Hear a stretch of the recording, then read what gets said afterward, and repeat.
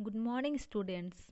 आज हम हिंदी 1 में चैप्टर 12 सर्वनाम प्रनाउन के बारे में जानेंगे। हमें सर्वनाम के बारे तो पता है कि प्रनाउन किसे कहते हैं, तो फिर से आज हम सर्वनाम या प्रनाउन के बारे में फिर से पढ़कर समझेंगे।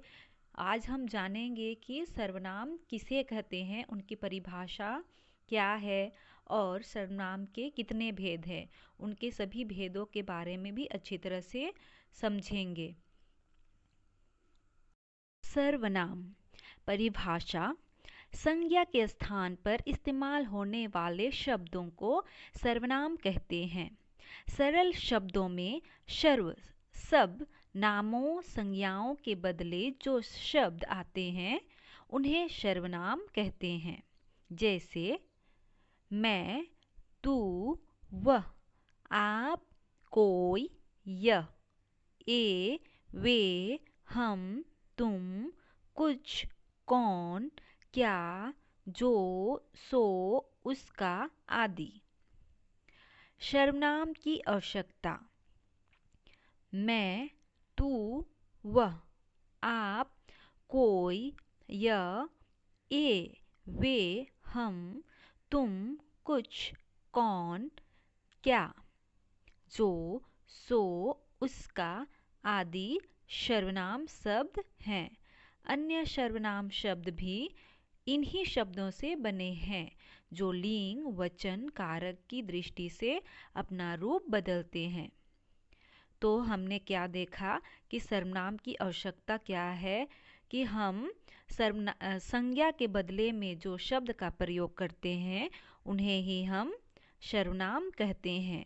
जिसमें हम देखें, अब हम उदाहरण देखेंगे। सीता कल गांव जा रही है। सीता ने अपना सारा सामान बांध लिया है। सीता अपनी बड़ी बहन के साथ जाएगी। सीता ने गांव के बारे में कुछ सुना है। सीता का बहुत मन था गांव जाने का। तो हम उदाहरण में हम इसमें क्या देख रहे हैं, सभी में सीता लगा हुआ है, नाम है, और गांव का भी प्रयोग किया गया है। हम देख रहे हैं कि नाम प्रत्येक जगह में, प्रत्येक शब्दों में सीता का नाम दिया गया है और गांव का। तो हम इसको और दूसरे तरह से बोल सकते हैं, जैसे सीता कल गांव जा रही है। उसने अपना सारा सामान बांध लिया है। वे अपनी बड़ी बहन के साथ जाएगी। उसने वहाँ के बारे में बहुत कुछ सुना है। उसका बहुत मन था वहाँ जाने का। तो अभी हम क्या देखें कि सीता के बदले हम क्या डालें, उसने, वो, वहाँ, उसका। तो इस प्रकार हम क्या देख रहे हैं कि पहले जो वाक्य थे, सीता सीता नाम यानी कि नाम दिया हुआ था, और गांव प्रत्येक बार एक ही शब्द दोहराया गया था, जिसे सुनने में भी हमें अटपटा सा लग रहा था। एक ही शब्द बार बार सुनने से अच्छा शब्द की जो बनावट है वो भी बिगड़ गया था। लेकिन जब हम उसे परिवर्तन कर दिए और नाम के स्थान पर सर्वनाम शब्द जुड़े गए, जैसे उसने, वो, वहाँ, उसका, यानी कि नाम के बदले में सर्वनाम का प्रयोग हुआ, तो वाक्य भी सुनने में अच्छा लगा, वाक्य अच्छा बन गया। इस तरह हम देखते हैं संज्ञा के बदले में, यानी कि बार बार एक ही नाम आने पर हम संज्ञा के बदले में सर्वनाम का प्रयोग करते हैं। संज्ञा के स्थान पर जिन शब्दों का प्रयोग किया जाता है वे सर्वनाम कहलाते हैं। सर्वनाम के 6 भेद होते हैं। पहला पुरुषवाचक सर्वनाम, दूसरा निश्चयवाचक सर्वनाम, तीसरा अनिश्चयवाचक सर्वनाम, चौथा संबंधवाचक सर्वनाम, पांचवा प्रश्नवाचक सर्वनाम और छठवां निजवाचक सर्वनाम। पहला पुरुषवाचक सर्वनाम के बारे में हम जानेंगे। किसी भी प्राणी पुरुष का बोध कराने वाले शब्द पुरुषवाचक सर्वनाम कहलाते हैं।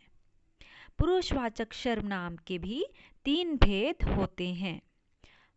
पहला क उत्तम पुरुष, जिसमें आता है जो बात कहे, मैं, हम आदि। ख मध्यम पुरुष, इसमें जिससे बात की जाए, जैसे तुम, तू आदि। ग अन्य पुरुष, जिसमें कोई, अन्य, व, वे आदि।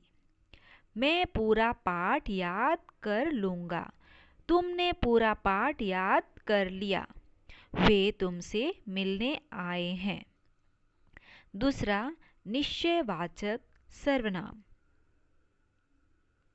जो सर्वनाम शब्द किसी निश्चित व्यक्ति या वस्तु का बोध कराए उसे निश्चयवाचक सर्वनाम कहते हैं। जैसे यह, वह, ये, वे, इस, उस आदि। यह तौलिया मेरा है, यह टी शर्ट नीली है। तीसरा है अनिश्चयवाचक सर्वनाम, जो सर्वनाम शब्द किसी निश्चित व्यक्ति, वस्तु या स्थान का बोध नहीं कराते हैं, वे अनिश्चितवाचक सर्वनाम कहलाते हैं।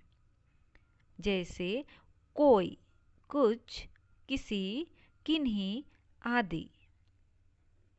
जैसे पानी में कुछ पड़ गया, शायद दरवाजे पर कोई है। चौथा है संबंधवाचक सर्वनाम, जो सर्वनाम शब्द वाक्य की दो बातों में संबंध बताते हैं, उन्हें संबंधवाचक सर्वनाम कहते हैं। जैसे जो, सो, वो, वैसा, जैसा आदि। जैसी करनी वैसी भरनी, मेहनत का फल मीठा। प्रश्नवाचक सर्वनाम, जिन सर्वनाम शब्दों का प्रयोग प्रश्न पूछने के लिए किया जाता है, उन्हें प्रश्नवाचक सर्वनाम कहते हैं। जैसे कौन, क्या, किसे, किसका, कहाँ आदि। जैसे दरवाजे पर कौन है, बेटा क्या आप याद कर लिया। अब देखेंगे छठवां नीचवाचक सर्वनाम, जिन सर्वनामों शब्दों का प्रयोग कर्ता के लिए किया जाता है, उन्हें नीचवाचक सर्वनाम कहते हैं। जैसे स्वयं, खुद, अपने, आप, स्वयं ही आदि।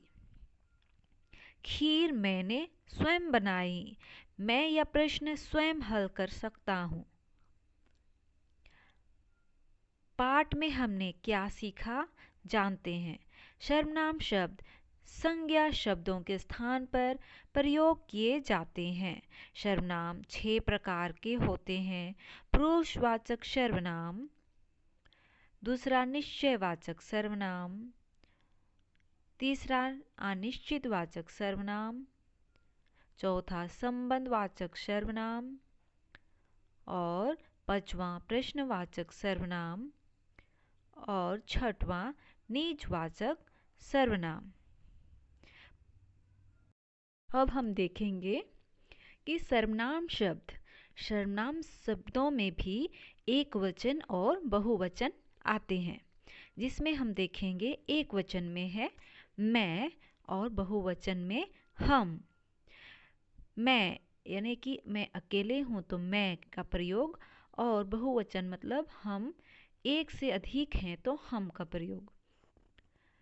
एक वचन यह, बहुवचन ये। एक वचन इसे, बहुवचन इन्हें।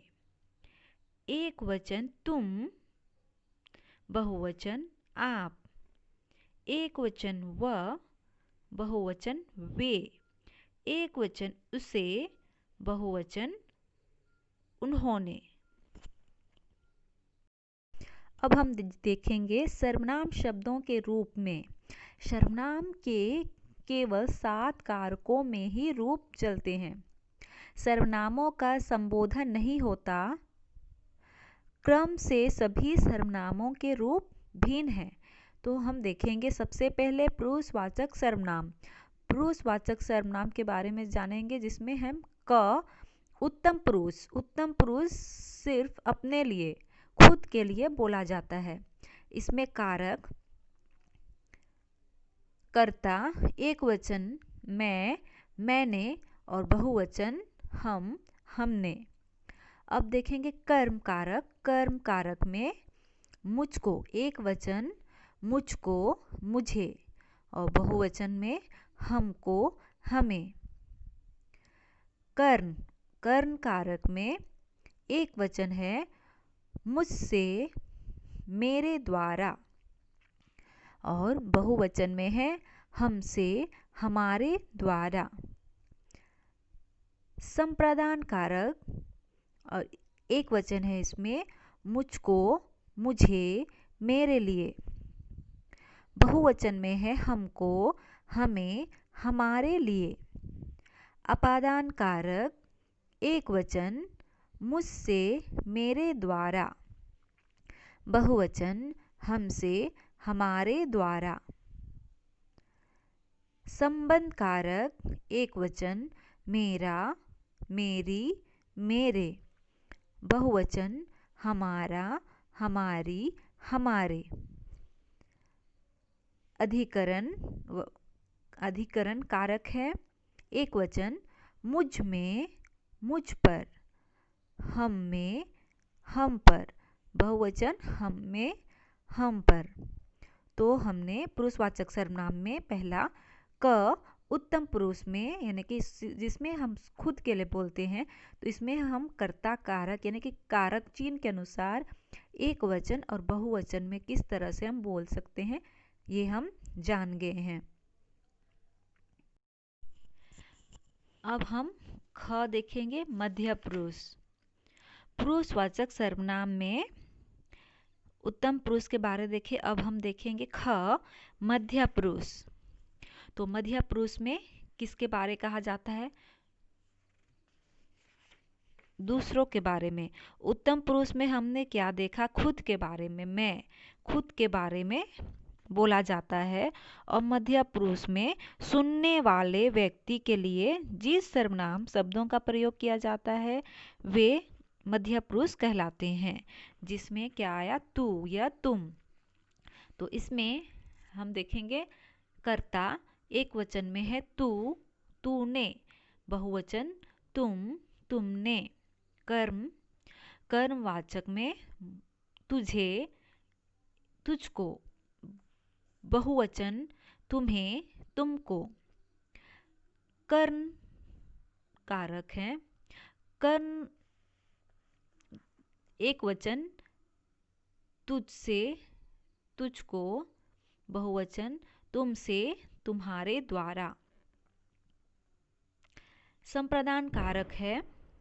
एक वचन तुझे, तुझको, तेरे लिए, बहुवचन तुम्हें, तुमको, तुम्हारे लिए। अपादान कारक है। एक वचन तुमसे, बहुवचन तुमसे। संबंध कारक में एक वचन तेरा, तेरी, तेरे, और बहुवचन तुम्हारा, तुम्हारी, तुम्हारे। अधिकरण कारक एक वचन तुझ में, तुझ पर, बहुवचन तुम में, तुम पर। तो मध्य पुरुष में दूसरे के लिए बोला जाता है। तो हम उत्तम पुरुष में देखें कि बोलने वाला व्यक्ति जिन सर्वनाम शब्दों का प्रयोग अपने लिए ही करता है, यानी कि खुद के लिए, जैसे मैं, तो इसके बारे में हम समझ चुके हैं। अब हम मध्य पुरुष देखें जिसमें सुनने वाला व्यक्ति के लिए बोला जाता है, जो सुन रहा है उसके बारे में बोला जाता है। तो आगे हम अन्य पुरुष के बारे में देखेंगे। अन्य पुरुष जिन सर्वनाम शब्दों का प्रयोग बोलने वाला, लिखने वाला या सुनने वाले के द्वारा किसी अन्य के लिए करते हैं उसे हम अन्य पुरुष कहते हैं। तो अन्य पुरुष का उदाहरण हम देखेंगे, जिसमें कारक हैं कर्ता कारक, एक वचन वह उसने, बहुवचन वे उन्होंने। कर्म कारक में एक वचन उसे उसको, बहुवचन उन्हें उनको। कर्म कारक एक वचन उससे उसके द्वारा, बहुवचन उनसे उनके द्वारा। संप्रदान कारक में एक वचन उसको उसके लिए, बहुवचन उनको उनके लिए। अपादान कारक में एक वचन उससे, बहुवचन उससे। संबंध कारक में एक वचन उसका उसकी उसके, बहुवचन उनका उनकी उनके। अधिकरण कारक एक वचन उसमें उस पर, बहुवचन उनमें उन पर। तो हम इस प्रकार पुरुषवाचक सर्वनाम में हम क्या देखें, हम तीनों भेद में उत्तम पुरुष, मध्य पुरुष और अन्य पुरुष के बारे में हम समझ चुके हैं। अब हम आगे देखेंगे दूसरा, निश्चयवाचक सर्वनाम। निश्चयवाचक सर्वनाम के बारे में देखेंगे। यह कारक कर्ता कारक, यह इसने, बहुवचन ये इन्होंने। कर्म कारक में है इसे इसको, बहुवचन में इन्हें इनको। कर्म कारक में इससे इसके द्वारा, बहुवचन में इनसे इनके द्वारा। संप्रदान कारक में है इससे इसके लिए, बहुवचन इनको इनके लिए। अपदान कारक इससे, बहुवचन इनसे। संबंध कारक में है एक वचन उसका उसकी इसके, बहुवचन है इनका इनकी इनके। अधिकरण कारक में है इसमें इस पर, इनमें इन पर। तो हम देखें निश्चयवाचक सर्वनाम क्या है। निश्चयवाचक सर्वनाम जिन सर्वनाम शब्दों का प्रयोग किसी निश्चित वस्तु, व्यक्ति या घटना के लिए किया जाता है उन्हें ही हम निश्चयवाचक सर्वनाम कहते हैं। तो हम इसका उदाहरण हम समझ चुके हैं, निश्चयवाचक सर्वनाम। अब हम आगे थर्ड यानी तीसरा देखेंगे, अनिश्चयवाचक सर्वनाम। निश्चय का अर्थ ही क्या है, जिसमें निश्चित होता है, और अनिश्चय में जिसे हम ठीक से नहीं पता है, हमें ठीक से जानकारी नहीं है, तो उसे ही हम अनिश्चयवाचक कहते हैं।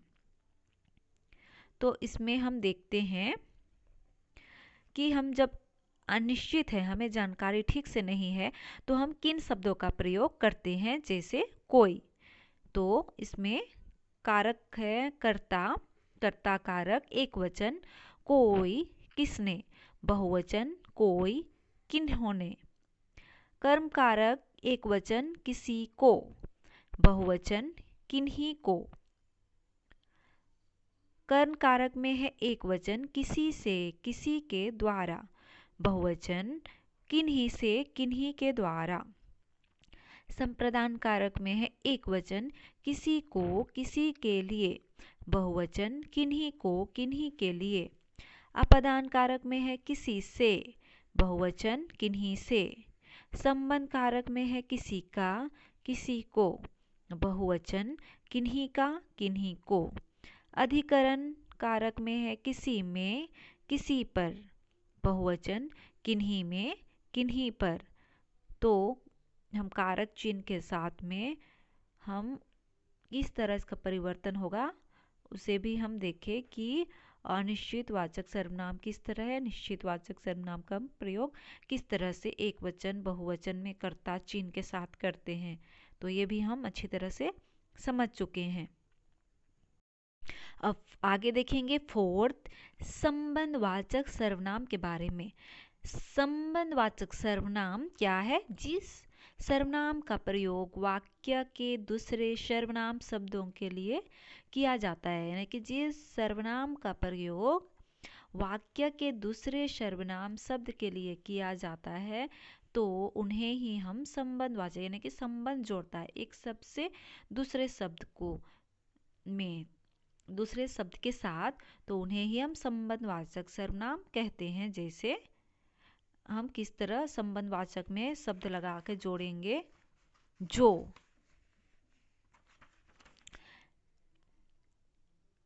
जिसने, जो, वो, उसे। तो इन्हीं शब्दों को हम देखते हैं कि कारक चिन्ह के साथ किस तरह एक वचन और बहुवचन का प्रयोग होता है। तो कर्ता कारक के साथ एक वचन है जो, जिसने, और बहुवचन में जो, जिन्होंने। कर्मवाचक एक वचन जिसे, जिसको, और बहुवचन जिन्हें, जिनको। कर्म कारक है एक वचन जिससे, जिसके द्वारा, बहुवचन जिनसे, जिनके द्वारा। संप्रदान कारक एक वचन जिसको, जिसके लिए, बहुवचन जिनको, जिनके लिए। अपादान कारक में है एक वचन जिससे, बहुवचन जिनसे। संबंध कारक एक वचन जिसका, जिसकी, जिसके, बहुवचन जिनका, जिनकी, जिनके। अधिकरण कारक में है एक वचन जिसमें, जिस पर, जिनमें, जिन पर। संबंधवाचक सर्वनाम के बारे में हमें पता हो गया। अब हम आगे पांचवा प्रश्नवाचक सर्वनाम के बारे में जानते हैं। जिन सर्वनाम शब्दों का प्रयोग प्रश्न पूछने अथवा किसी वस्तु को जानने के लिए किया जाता है उसे ही हम प्रश्नवाचक सर्वनाम कहते हैं। तो ये हमें पता ही है। तो जैसे इसका प्रयोग होता है किसका, क्या, कौन, इन शब्दों के द्वारा। तो हम कारक चिन्ह के साथ एक वचन और बहुवचन का प्रयोग किस तरह करते हैं कि शब्दों का, इसके बारे में देखते हैं। प्रश्नवाचक में कौन, कारक चिन्ह है कर्ता एक वचन, कौन, किसने, बहुवचन में कौन, किन्होंने। कर्मवाचक है एक वचन किसे, किसको, बहुवचन है किन्हें, किनको। कर्म कारक में एक वचन किससे, किसके द्वारा, बहुवचन किनसे, किनके द्वारा। संप्रदान कारक है एक वचन किसको, किसके लिए, बहुवचन किनको, किनके लिए। अपादान कारक है एक वचन किससे, बहुवचन किनसे। संबंध कारक है एक वचन किसका, किसकी, किसके, बहुवचन है किनका, किनकी, किनके। एक वचन है अधिकरण, अधिकरण कारक में एक वचन किस में, किस पर, बहुवचन किन में, किन पर। तो हमें प्रश्नवाचक सर्वनाम के बारे में पता हो गया कि उसमें किन शब्दों का प्रयोग एक वचन बहुवचन में कर्ता के साथ किस तरह से किया जाता है। तो आगे हम छठवां निजवाचक सर्वनाम के बारे में जानेंगे।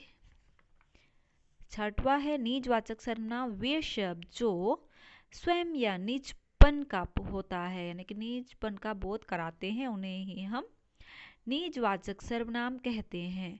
तो इनमें निजवाचक में शब्द हैं अपना, अपने, स्वयं, अपना। तो इन शब्दों का प्रयोग निजवाचक यानी कि खुद के लिए, निजवाचक अपने लिए किया जाता है। तो इन्हें हम देखते हैं कारक चिन्ह के साथ किस तरह निज यानी कि अपने लिए प्रयोग किया जाता है। तो कर्ता कारक में है दोनों वचन यहाँ दिए गए हैं एक साथ। तो निजवाचक में दोनों वचन एक साथ हैं। कर्ता कारक में है आप, आपने। कर्म में है आपको, अपने, अपने को, अपने आप को। कर्म कारक में है आप से, अपने से, अपने आप से। संप्रदान कारक में है आपको, अपने आप को, अपने लिए। आपादान कारक में है आपसे, अपने से, अपने आप से। संबंध कारक अपना, अपनी, अपने, आपस का, आपस की, आपस के। अधिकरण कारक में है अपने में, अपने आप में, आपस में। तो इस प्रकार हम पहले भी सर्वनाम के बारे में पढ़ चुके थे। हमें सर्वनाम की परिभाषा, उसके भेद के बारे में पहले भी जानकारी था। तो आज हम फिर से सर्वनाम के बारे में पढ़कर अच्छी तरह से समझ गए होंगे। आप सभी को सर्वनाम के बारे में अच्छी तरह से जानकारी हो गई होगी कि सर्वनाम किसे कहते हैं तथा उनकी कितने भेद हैं। तो इनके बारे में हमें अच्छी तरह से आज जानकारी हो चुकी है।